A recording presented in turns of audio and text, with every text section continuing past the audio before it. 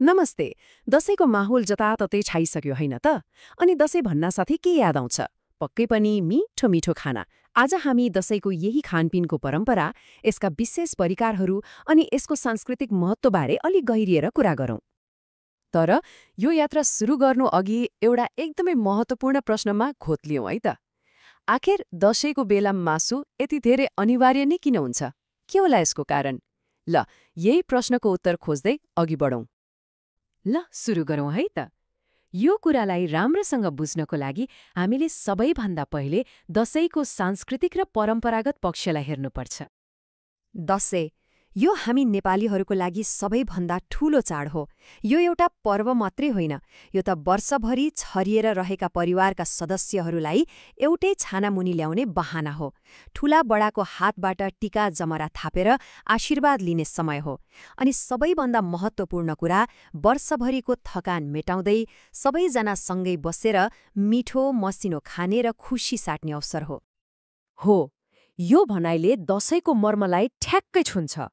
दशैंमा भोज उत्सवको मुटु हो भने मासु त्यसको आत्मा हो। सायद पहिले पहिले मासु खान वर्ष दिनको चाड नै कुर्नुपर्ने अवस्था थियो होला, त्यही भएर पनि दशैंमा मासु बिनाको भोज त कल्पना पनि गर्न सकिँदैन। यो त उत्सवको एउटा अभिन्न अङ्ग नै बनिसक्यो। त्यसो भए त्यो उत्सवको थालीमा खासमा के परिकार हुन्छन् त? आउनुहोस्, दशैंमा सबैभन्दा धेरै खाइने र मन पराइने केही मुख्य मासुका परिकारहरूबारे जानौँ। दशैंको कुरा आउने बित्तिकै एउटा मासुको नाम त सबैको मुखमा झुन्डिन्छ, खसी। हो, यहाँ हेर्दा पनि थाहा हुन्छ दशैंको बजारमा खसीको मासुको दबदबा कस्तो हुन्छ भनेर। यो त दशैंको निर्विकल्प राजा नै भयो। तर खसी मात्रै होइन नि, कुखुरा, माछा, राँगा अनि बङ्गुरको मासु पनि आफ्नो समुदाय र स्वाद अनुसार उत्तिकै लोकप्रिय छन्। अब परिकारहरूको कुरा गर्दा त खसीको झोलको नाम नलिई सुखै छैन। यो त दशैंको सिग्नेचर डिस नै हो भन्दा हुन्छ। तातो भातसँग खसीको झोल, आहा, यसको बास्ना र स्वादले नै ल है दशैं आयो भन्ने अनुभूति गराउँछ, होइन त? अर्को एउटा विशेष परिकार हो भुटन वा भुटेको मासु। यो चाहिँ धेरै मसला, प्याज र गोलभेडामा भुटेर बनाइने अलि सुक्खा खालको परिकार हो। यसले दशैंको भोजमा अर्कै रौनक थपिदिन्छ।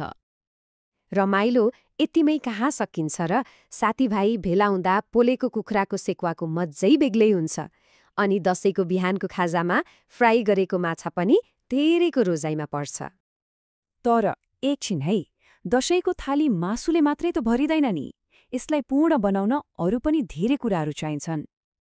हो नि, पिरो अमिलो अचार, फ्रेश सलाद अनि दशैंको अर्को पर्याय सेलरोटी।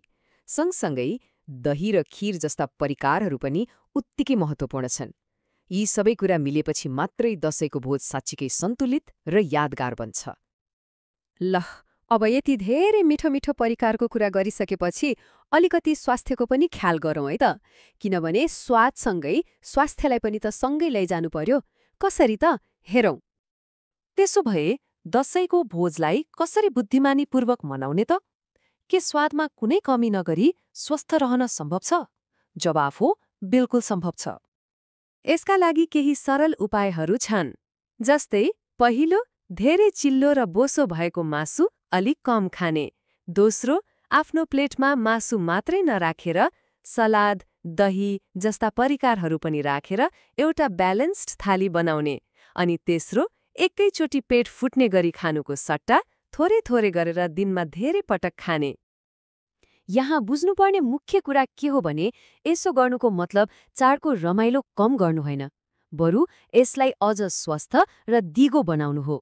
आखिर स्वास्थ्य नै राम्रो भएन भने चाडपर्वको मजा पनि त आउँदैन नि, होइन र? अन्तमा आउनुहोस्, दशैंको खानपिनको वास्तविक मिठास केमा छ भन्ने कुरालाई एकचोटि फेरि सम्झ्यौँ। दशैंको खास स्वाद त्यो कुनै परिकारमा मात्रै सीमित छैन। त्यो त सपरिवारसँगै बसेर हाँस्दै खेल्दै एकअर्कालाई बाँडेर खानुमा छ। त्यो अपनत्व र खुसीमा छ। खाना त केवल त्यो खुसी साट्ने एउटा माध्यम मात्रै त हो।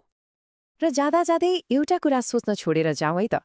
हरेक परिवारको दशैंमा एउटा न एउटा यस्तो विशेष परिकार हुन्छ जसको स्वादले मात्रै पनि दशैं आएको महसुस गराउँछ। त्यस्तो कुन चाहिँ परिकार होला जसले दशैंको याद दिलाउँछ?